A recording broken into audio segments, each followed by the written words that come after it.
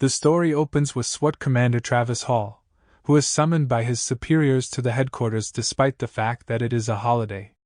When Travis arrives at headquarters, his boss, Ellen Dwyer, assigns him and his guys to assist the DA in ambushing drug traffickers at an abandoned factory. Their only purpose is to seize proof of drugs stored in containers with the Scorpion sign.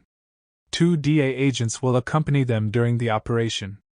On the route to their destination, a DA agent handed them a photo of the container with the Scorpion emblem, which was their target. However, given their experience with ambush missions, the SWAT team may have underestimated the task. Long story short, they arrived in the area and began their operations. They quickly subdued the guards and eventually found the container. However, at this point, cartel members attacked them. A shooting broke out between the two sides.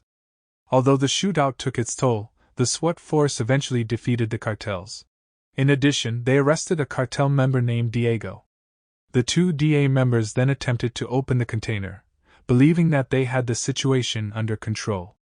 They had no idea there was a cartel member left who fired a missile at them, killing them instantly. Travis wasted no time and attacked the cartel guy, killing him with a single shot. Following that, the SWAT team opened the container. To their amazement, instead of drugs, they discovered a man tied inside. The man, who also had a scorpion tattoo on his back, did not say anything, leaving the SWAT team perplexed and uncertain about his identity. Travis then chooses to transport Diego and the mystery man to SWAT headquarters. When Ellen arrives at headquarters, she chastises Travis for taking him because he should have turned him over to the DA. But Travis maintained that he wanted to learn more about them by questioning him directly before giving him over.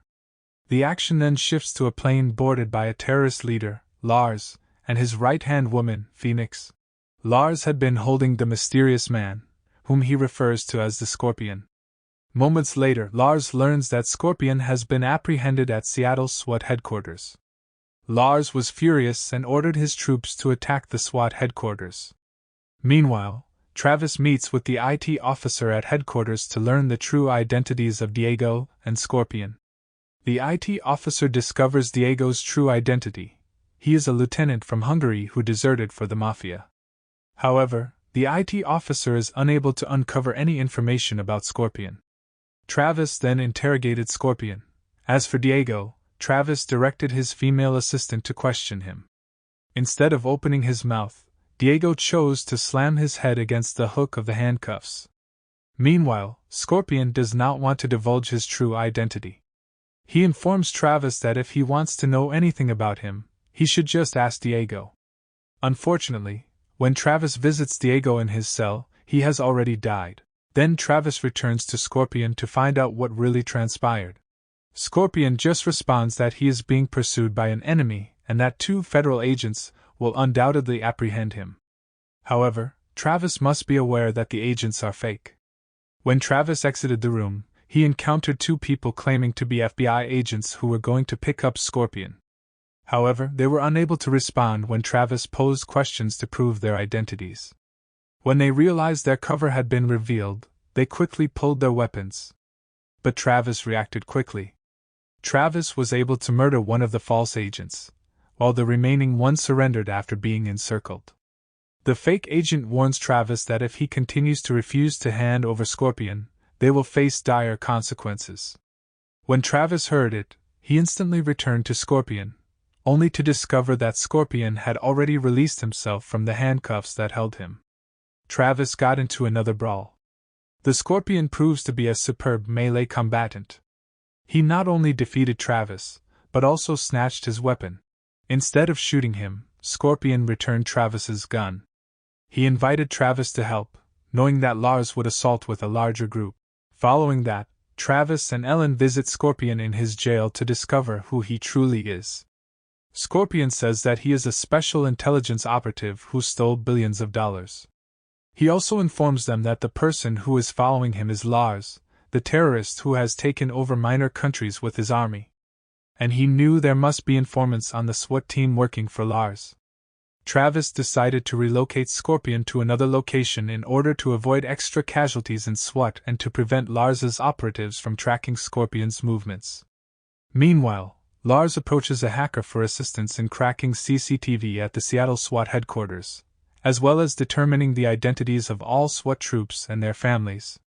But soon enough, they discovered Scorpion, who was ready to be carried away by Travis.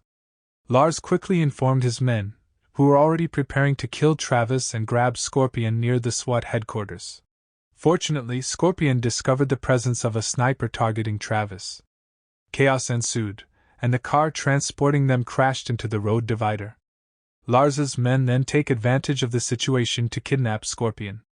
But Scorpion did not simply let himself be hauled away. He effortlessly burst the restraints on his hands and beat up the gangsters. He did not leave a single enemy standing. When the SWAT squad realizes what happened to Travis and Scorpion, they ultimately decide to help them. Ellen and the IT officer attempted to call a federal agency for reinforcements, but their link had been compromised. Meanwhile, seeing his first attempt fail terribly, Lars dispatches additional men to the SWAT headquarters. The SWAT force then engaged in a hard shootout with the Lars men. The SWAT team was forced to retreat into the building after being outnumbered by their enemies. Unfortunately, one of Travis's guys died as a result of machine gun fire. Travis then ordered that the steel shield be lowered to protect all the doors and windows.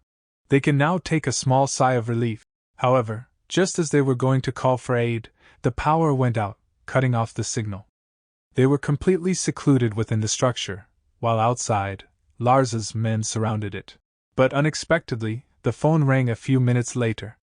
It turned out to be a call from Lars offering to make a deal. He will no longer meddle with the SWAT team and will remove his forces if they hand over Scorpion.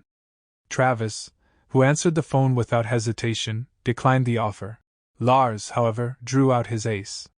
He identified the SWAT team's family members and threatened to target them if SWAT refused to hand over Scorpion to him. Finally, Scorpion stated that he would leave in 10 minutes if Lars did not involve any SWAT team family members. Lars accepts Scorpion's offer and, joined by Phoenix, prepares to pick him up. Travis confesses at SWAT headquarters that he intends to trap Lars and his gang rather than hand over Scorpion to them.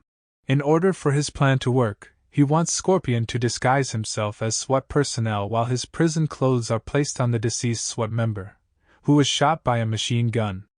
The Scorpion must then transport the body through the rear door to entice the adversaries. When the enemy is lured inside the building, the SWAT team attacks them.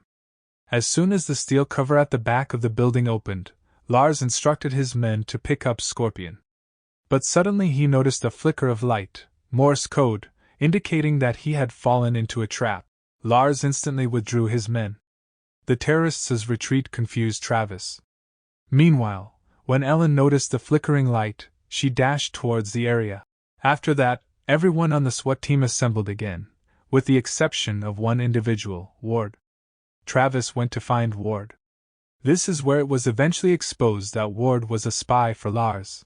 Ward releases the fake federal agent from detention, then goes to the basement to turn off the building's locking system. But before they get there, Ellen captures them. To eliminate Ward, the fake agent snapped his neck fast. After taking cover for a bit, he fired at Ellen and entered the basement. It wasn't long before Travis came, and Ellen explained what had just happened and how Ward had been hiding inside the agent all along. In the end, Ellen and Travis arrived too late. The fake federal agent had effectively deactivated the building's locking mechanism. Ellen and the agent battle for a while before Travis kills him from behind. The building is no longer protected by steel shields, allowing terrorists to access it freely. Like it or not, the SWAT team must repel the attackers. Outnumbered, they were unable to accomplish much in the end. Some of the personnel were killed in the firefight, while the rest fled to the basement for safety. Unfortunately for Ellen, she became separated from the group. As if things couldn't get any worse, she crossed paths with Phoenix. They quickly clashed, each trying to outdo the other. Lars enters in the middle of their battle and knocks Ellen senseless before urging Phoenix to hurry up and find Scorpion. Meanwhile, Travis and the others, who are still attempting to reach the basement, finally encounter Scorpion. Scorpion's first words were to tell them to duck down so that he could fire Lars's soldiers from behind. Following that, Scorpion takes Travis's crew to a tunnel that leads to the outside. Before Travis's squad members left, Scorpion instructed them to call for aid as soon as they were outside. Travis himself did not accompany them. He and Scorpion returned to save Ellen. They agreed to split up so they could find Ellen sooner. They did, however, meet Lars and Phoenix rather than Ellen. Travis had to face Phoenix, while Scorpion faced Lars. Scorpion and Lars took turns returning fire, until they ran out of bullets and chose to fight hand to hand. Meanwhile, after initially having trouble dealing with Phoenix's strikes, Travis finds an opening and pushes her down from the top of the structure. Scorpion successfully defeated Lars after a fierce encounter. Following the fight, Travis discovers Ellen still lying on the floor. The trio then waited outside for aid to arrive. But at this point, Scorpion abruptly removed the microchip in his mouth. Lars is after the microchip, which carries billions of dollars' worth of secret data. Scorpion delivered the microchip to Travis without hesitation, confident that Travis would take care of it. However, it turns out that Ellen has long desired the secret data contained in the microchip, to the extent that she dispatched a SWAT team to take Scorpion from Lars. As if she had discovered the time, Ellen shot Scorpion in the shoulder before leveling her gun at Travis. Travis avoided the shot, but he accidentally dropped the microchip. Ellen then grabbed the microchip and escaped into the wilderness. Travis hung on to her every word.